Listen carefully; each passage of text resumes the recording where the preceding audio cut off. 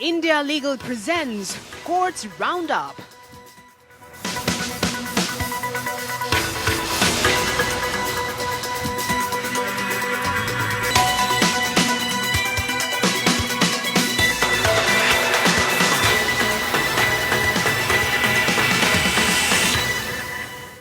नमस्कार, मैं हूं पूजा कविया गोमा। कोर्ट्स राउंडअप में आप सभी का स्वागत है। इस बुलेटिन में अगले आधे घंटे हम आपको कोर्ट से जुड़ी तमाम छोटी बड़ी खबरों से रूबरू करवाएंगे। कोर्ट की कार्यवाही और सुप्रीम कोर्ट से लेकर हाई कोर्ट और लोअर कोर्ट तक के फैसलों को आपके सामने रखेंगे। आगे बढ़ने से पहले डाल लेते हैं एक नजर हेडलाइंस पर। मुजफ्फरपुर आश्रय गृह कांड में सुप्रीम कोर्ट ने बिहार सरकार से पूछा, दोषी अधिकारियों के खिलाफ क्या कार्रवाई हुई? जवाब के लिए दिया 2 हफ्ते का वक्त। सुप्रीम कोर्ट ने जरूरी सेवाओं के लिए BS6 डीजल वाहनों को रजिस्ट्रेशन की दी इजाजत। कहा, रजिस्ट्रेशन के लिए कोर्ट ऑर्डर दिखाने की जरूरत नहीं।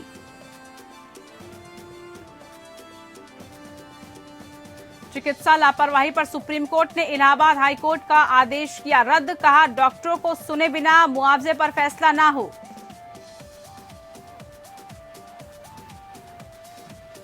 बीरभूम नरसंहार मामले का कलकत्ता हाईकोर्ट ने लिया स्वतः संज्ञान। कहा, गवाहों और सबूतों का संरक्षण सुनिश्चित करे सरकार। अपराध स्थल पर CCTV कैमरे लगाए। अपराध पर स्टेट रिपोर्ट तलब।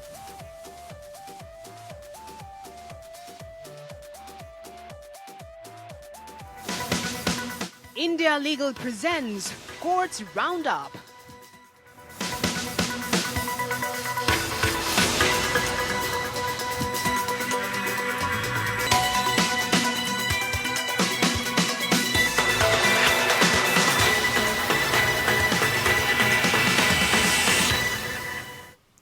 शीर्ष अदालत ने BS6 लाइट और हैवी डीजल व्हीकल के रजिस्ट्रेशन के संबंध में कहा कि लोक उपयोगी और जरूरी सेवाओं के लिए BS6 लाइट और हैवी डीजल व्हीकल के रजिस्ट्रेशन की इजाजत दी जाती है। इसके लिए कोर्ट के आदेश को दिखाए जाने के लिए कहने की जरूरत नहीं है।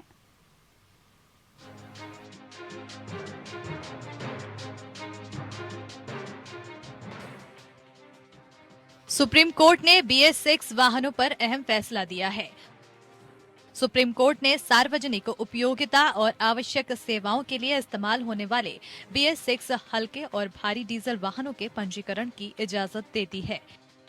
न्यायमूर्ति L नागेश्वर राव और न्यायमूर्ति BR गवई की पीठ ने निर्देश दिया कि अधिकारियों को इस श्रेणी के वाहनों के पंजीकरण के लिए अदालती आदेश पेश करने पर जोर नहीं देना चाहिए।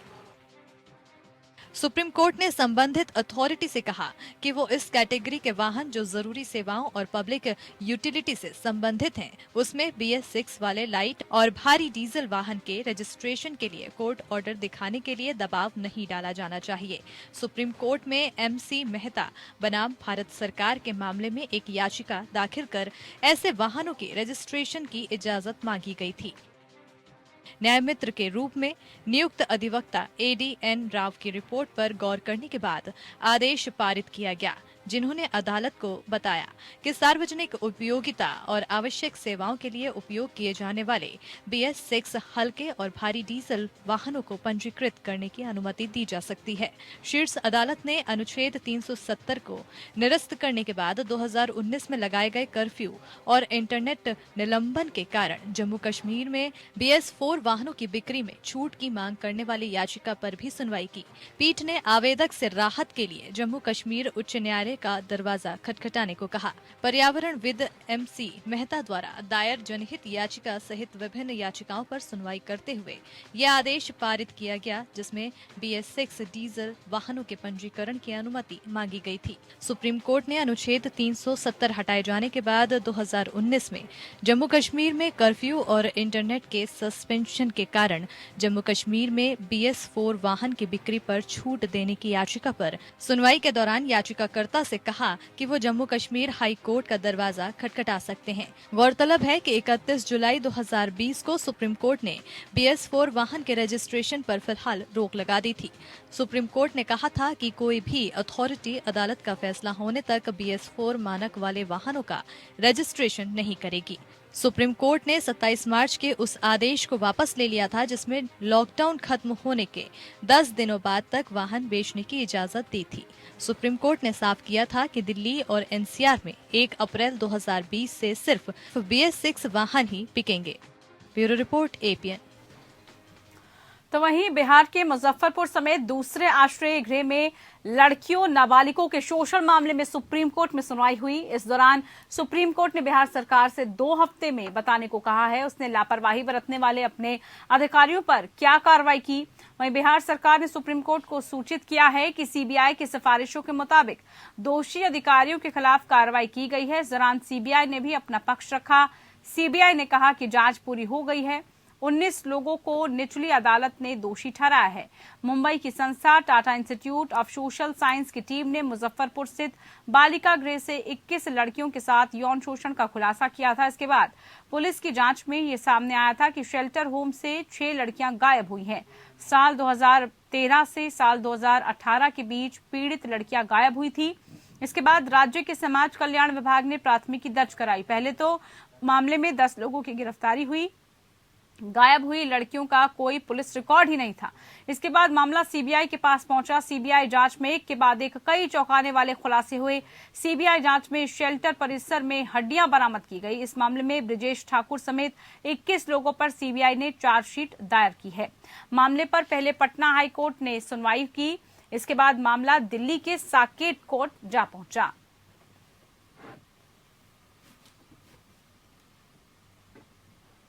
वहीं सुप्रीम कोर्ट ने इलाहाबाद हाई कोर्ट के उस आदेश को रद्द कर दिया है जिसमें उत्तर प्रदेश राज्य को SRN मेडिकल कॉलेज को 25 साल के एक व्यक्ति की मौत होने पर घोर चिकित्सा लापरवाही के निष्कर्ष पर 25 लाख रुपए का मुआवजा देने का आदेश दिया गया था। Justice UU Lalit, justice S Ravindra Bhatt और जस्टिस PS नरसिम्हा की पीठ ने 14 नवंबर 2019 के आदेश को इस आधार पर रद्द कर दिया कि ये एक जनहित याचिका में पारित किया गया था और इलाज करने वाले किसी भी डॉक्टरों को कार्यवाही के लिए पक्ष बनाए ही बिना प्रतिकूल निष्कर्ष निकाला गया था। सुप्रीम कोर्ट ने कहा जनहित याचिका जिस तरह से शुरू की गई थी और हाईकोर्ट द्वारा निपटाई गई थी वो निश्चित रूप से एक उचित उपाय नहीं था। मामले में SRN मेडिकल कॉलेज ने कथित तौर पर गलत निदान किया। उन्होंने मृतक को ब्रॉड स्पेक्ट्रम एंटीबायोटिक दिया जो राज्य सरकार के निर्देश में डेंगू बुखार में निर्धारित नहीं था, जिसके परिणाम स्वरूप उसकी मृत्यु हो गई। मृतक BP मिश्रा के पिता ने 4 नवंबर 2016 को हाईकोर्ट के एक न्यायाधीश को पत्र लिखा था जिसके आधार पर हाईकोर्ट ने एक जनहित याचिका दर्ज की थी। मुआवजे के अवार्ड के खिलाफ राज्य ने सुप्रीम कोर्ट का दरवाजा खटखटाया। इस मुद्दे पर फैसला सुनाने के लिए पीठ ने कहा कि इलाज करने वाले डॉक्टरों में कोई भी कार्रवाई के लिए एक पक्ष नहीं था और कहा कि हाईकोर्ट कुछ निष्कर्षों पर पहुंचा था जो संबंधित अस्पताल और इलाज कर रहे डॉक्टर की ओर से लापरवाही के मुद्दे पर निष्कर्षों की प्रकृति में था। अदालत ने कहा कि मृतक के पिता को आपराधिक न्यायालय या उपभोक्ता फोरम के समक्ष उचित कार्रवाई शुरू करने की स्वतंत्रता होगी और कहा कि जिस अवधि के दौरान जनहित याचिका लंबित थी उसे धारा 14 के अनुसार परिसीमन अधिनियम के तहत परिसीमा से बाहर गिना जाएगा। दिल्ली हाईकोर्ट ने उत्तर पूर्वी दिल्ली दंगा और राजनेताओं के कथित नफरत फैलाने वाले भाषणों से संबंधित विभिन्न याचिकाओं पर सुनवाई करते हुए विभिन्न राजनेताओं, कार्यकर्ताओं और अन्य को फिर से नोटिस जारी कर दिया है। कोर्ट ने पाया कि नए प्रस्तावित प्रतिवादियों के नाम के साथ संशोधित याचिकाओं को दायर करते समय याचिकाकर्ता ने प्रोसेस फीस नहीं दाखिल की थी, जिसके बाद कोर्ट ने फिर से नोटिस भेज दिया। कोर्ट ने इस मामले में अब तक प्रोसेसिंग फीस जमा नहीं करने पर नाखुशी भी जाहिर की। हाईकोर्ट ने कई नेताओं के कथित घृणा भाषणों के कारण उनके खिलाफ FIR दर्ज करने की मांग करते हुए याचिकाकर्ताओं की ओर से दायर अभियोग आवेदन पर नोटिस जारी कर दिया। जस्टिस सिद्धार्थ मृदुल और जस्टिस रजनीश भटनागर की खंडपीठ ने मंगलवार को कांग्रेस नेताओं सोनिया गांधी, प्रियंका गांधी वाड्रा, राहुल गांधी और भाजपा नेताओं अनुराग ठाकुर, प्रवेश साहिब वर्मा, कपिल मिश्रा और अन्य के खिलाफ फिर से नोटिस जारी कर दिया। कोर्ट ने संशोधित आवेदन में प्रतिवादियों को आरोपी कहे जाने पर वकील पर नाराजगी भी जताई। कोर्ट ने कहा कि वो सिर्फ प्रस्तावित प्रतिवादी हैं, वो आरोपी नहीं हैं। हम उनसे जवाब मांग रहे हैं क्योंकि आपने उनके खिलाफ आरोप लगाए हैं। हाईकोर्ट ने एक याचिकाकर्ता की ओर से पेश वकील को पक्ष बनाए गए विभिन्न कार्यकर्ताओं के पते दर्ज कराने या फिर अभी तक उनके पते नहीं ढूंढ पाने पर उनके नाम हटाने के लिए भी कहा। पीठ ने नए आवेदनों में पार्टी बनाए गए सभी राजनेताओं, कार्यकर्ताओं और अन्य लोगों से जवाब मांगा है। कोर्ट ने आम आदमी पार्टी के मनीष सिसोदिया, अमानतुल्लाह खान, AIMIM के ओवैसी, वारिस पठान और कार्यकर्ता हर्ष मंदार साथ ही सभी को नोटिस जारी कर मामले की अगली सुनवाई 29 अप्रैल 2022 को तय की है।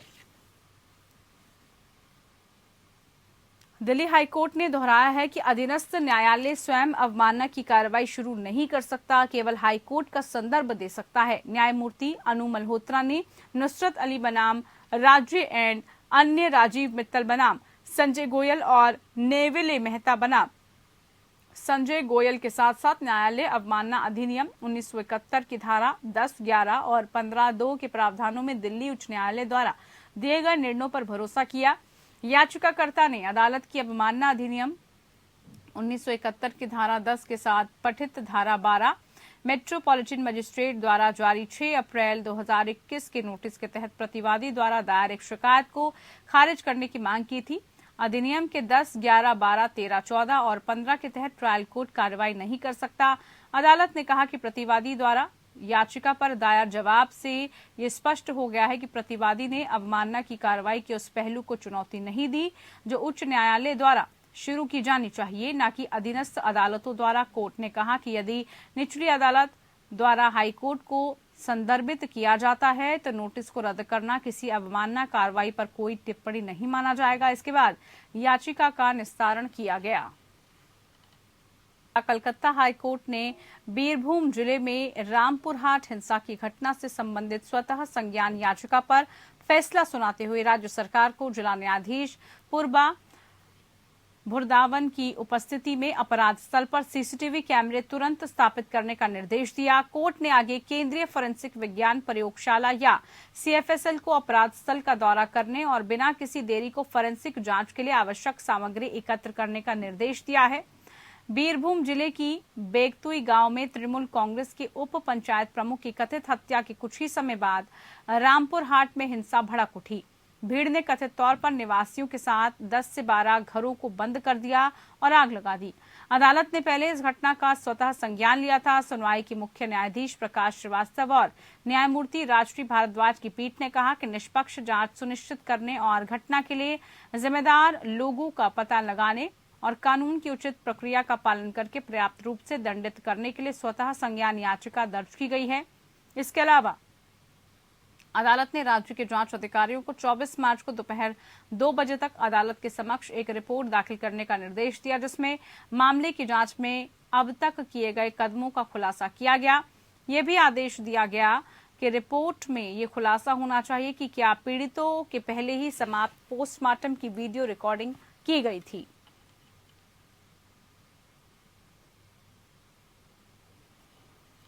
वहीं मद्रास हाईकोर्ट ने कम आय वाले युवा वकालत करने वाले वकीलों की दुर्दशा को ध्यान में रखते हुए उनके लिए किराए पर सरकारी कोटे में घरों के आवंटन के लिए एक योजना तैयार करने का प्रस्ताव रखा है। जस्टिस कृष्णन रामासामी ने तमिलनाडु हाउसिंग बोर्ड और राज्य सरकार को निर्देश दिया कि वो निर्धारित आयु तक प्रैक्टिस करने वाले युवा वकीलों को सरकारी कोटे में आवासीय आवासों का एक निश्चित प्रतिशत आरक्षित करते हुए तमिलनाडु और पौंडीचेरी बार काउंसिल के परामर्श से योजना तैयार करें।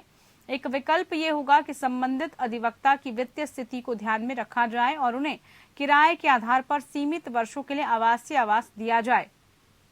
अदालत ने निर्देश देने से पहले नोट किया, हालांकि वकीलों को समाज में बहुत प्रभावशाली माना जाता है, लेकिन उनमें गर्मजोशी और भरोसे की कमी है। हालांकि कानून में डिग्री हासिल करने के बाद भी कई युवा वकील समाज में कठिनाइयों का सामना कर रहे हैं, क्योंकि वो अनियमित आय के साथ अपनी प्रैक्टिस कर रहे हैं। इससे उन्हें अपनी वित्तीय जरूरतों को पूरा करने और अपनी आजीविका चलाने के लिए कठिनाइयों का सामना करना पड़ रहा है। अदालत ने आगे कहा कि जब ऋण और संपत्ति किराए पर लेने की बात आती है तो बैंक और जमींदार समान रूप से अधिवक्ताओं के अनुरोधों के प्रति उदासीन होते हैं। एकल पीठ ने आगे कहा, ऐसी परिस्थितियों में ये माना जाना चाहिए कि एक व्यक्ति को जनता की सेवा करता है, निश्चित रूप से सार्वजनिक कोटे के तहत आवासीय आवास का हकदार है। ये देखते हुए कि वकील अदालत का एक अधिकारी होता है, जस्टिस कृष्णन रामस्वामी ने यह भी उल्लेख किया कि युवा अधिवक्ताओं द्वारा अदालत की सहायता करने, वादी जनता की सेवा करने और न्याय देने में जो सेवाएं दी गई हैं वो महत्वपूर्ण हैं।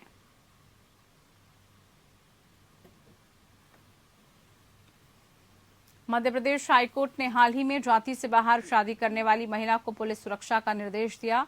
महिला को उसके माता पिता द्वारा धमकी दी जा रही है। जस्टिस विशाल मिश्रा रिट याचिका पर सुनवाई कर रहे हैं। इसमें याचिकाकर्ता ने अपने पति और अपने ससुराल वालों के लिए पुलिस सुरक्षा की मांग की। उसने अपने पति के लिए ट्रांजिट जमानत की भी मांग की ताकि वो गुजरात के सुरेंद्रनगर जिले के JMFC की अदालत में पेश हो सके। याचिकाकर्ता का मामला ये है कि उसने बालिग होने के कारण अपनी मर्जी से शादी की। उसका पति और उसकी जाति का नहीं। दंपति ने अपनी शादी को विशेष विवाह अधिनियम 1954 के तहत पंजीकृत करवाया। हालांकि उसके माता पिता अंतर जातीय विवाह से नाखुश हैं, इसलिए उन्होंने उसके पति के खिलाफ जिला सुरेंद्रनगर में एक झूठा मामला दर्ज कराया। संबंधित JFMC ने उनके पति के खिलाफ CRPC की धारा 97 के तहत वारंट भी जारी किया। याचिकाकर्ता ने प्रस्तुत किया कि वो अपना बयान दर्ज करने के लिए संबंधित JFMC के सामने पेश होने और इस तथ्य को प्रदर्शित करने के लिए तैयार है कि उसके माता पिता ने उसके पति पर झूठा आरोप लगाया, लेकिन अपने परिवार के सदस्यों की धमकियों और आतंक के कारण वो ऐसा करने में असमर्थ है। लता सिंह बनाम यूपी राज्य और अन्य में सुप्रीम कोर्ट के निर्णय पर भरोसा करते हुए उसने जोर देकर कहा कि उसके द्वारा उठाई गई चिंताओं को देखते हुए वो और उसका पति पुलिस सुरक्षा के पात्र हैं। राज्य ने क्षेत्रीय अधिकार क्षेत्र का सवाल उठाया क्योंकि याचिकाकर्ता के पति के खिलाफ मामला गुजरात में दर्ज है, लेकिन उसे अदालत ने खारिज कर दिया। सुनवाई के बाद कोर्ट ने कहा याचिकाकर्ता को गुजरात के न्यायिक मजिस्ट्रेट के न्यायालय में उपस्थित होने के लिए सुरक्षा प्रदान करें।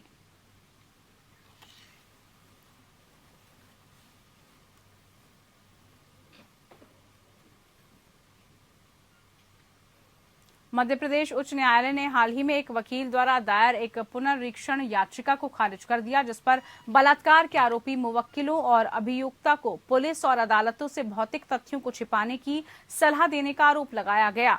राज्य चतुर्थ अतिरिक्त सत्र न्यायाधीश और विशेष न्यायाधीश मंडला द्वारा वकील पर यौन अपराधों से बच्चों के संरक्षण पॉस्को अधिनियम 2012 धारा 19 और 21 के तहत आरोप लगाए गए थे। इन प्रावधानों के अनुसार कोई भी व्यक्ति जिसे बात की आशंका है कि उसके अधिनियम इस तरह के अपराध किया गया है, उसे प्रकट करने में विफल रहता है, उसे 6 महीने तक के लिए कारावास की सजा दी जा सकती है। न्यायमूर्ति संजय द्विवेदी ने कहा कि निचली अदालत के आदेश में कोई खामी नहीं है। पॉस्को अधिनियम की धारा 19 और 21 बहुत विशेष रूप से प्रदान करती है कि यदि किसी व्यक्ति के संज्ञान में नाबालिग लड़की के साथ किए गए अपराध के संबंध में कोई जानकारी आती है तो उसे तुरंत उसे प्राधिकरण को बताना चाहिए। लेकिन यहाँ पर मामले में इस तरह की बात जानने के बाद भी आवेदक ने अभियुक्ता को गलत सलाह दी और उसके खिलाफ इस तरह का अपराध दर्ज किया गया। आवेदक ने 13 जनवरी 2021 को एक विशेष न्यायाधीश द्वारा पारित एक आदेश को रद्द करने की मांग करते हुए उच्च न्यायालय का दरवाजा खटखटाया। उस आदेश में अदालत ने नाबालिग के साथ बलात्कार के लिए उसके साथ साथ उसके आरोपी मुवक्किलों के खिलाफ भी आरोप तय किए थे।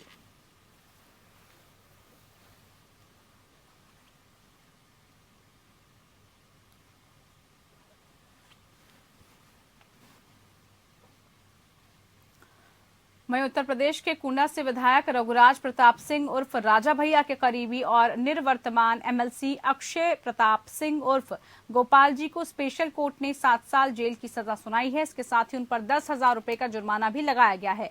अक्षय प्रताप सिंह को यह सजा फर्जी पते के आधार पर हथियार का लाइसेंस लेने के मामले में सुनाई गई है। इससे एक दिन पहले ही प्रतापगढ़ की MP MLA FTC कोर्ट ने अक्षय प्रताप सिंह को इस मामले में दोषी ठहराया था और पुलिस कस्टडी में लेने का आदेश दिया था। निवर्तमान MLC अक्षय प्रताप सिंह उर्फ गोपाल जी ने जनसत्ता दल लोकतांत्रिक से MLC का पर्चा भी भरा। अक्षय प्रताप सिंह ने कोर्ट में मौजूद न रहने के कारण कोर्ट ने सजा सुनाने के लिए 23 मार्च की तिथि मुकर्रर की थी। कोर्ट ने पुलिस अफसरों और राजस्व कर्मियों के खिलाफ भी कार्रवाई के आदेश दिए थे। गौरतलब हो कि नगर कोतवाली में 6 सितंबर 1997 को MLC अक्षय प्रताप सिंह उर्फ गोपाल जी के खिलाफ IPC की धारा 420, 466 और 471 के तहत मुकदमा दर्ज किया गया था। इस मामले में खुलासा हुआ कि गोपाल जी ने शस्त्र लाइसेंस लेने के लिए अपना पता बसअड्डा नगर कोतवाली प्रतापगढ़ दर्शाया था, लेकिन उनका पता कुछ और था। एमपी, एमएलए और एसटीसी द्वितीय बलराम दास जायसवाल की कोर्ट ने पाया था कि निर्वर्तमान एमएलसी अक्षय प्रताप सिंह उर्फ गोपाल जी ने तथ्य छिपाकर गलत पते पर शस्त्र लाइसेंस हासिल किए थे।